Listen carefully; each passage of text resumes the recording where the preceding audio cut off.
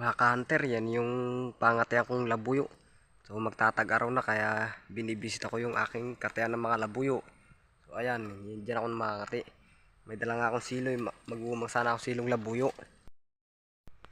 Sana iumang ko mga ka-reels, dyan ko iumang ko. Dyan.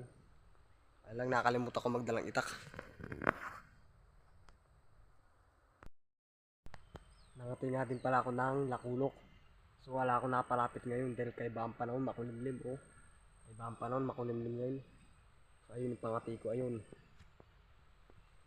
Ayun yung aking pangati. Reels.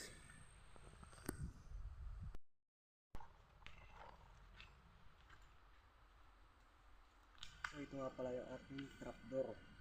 So ayan ito yung pangati.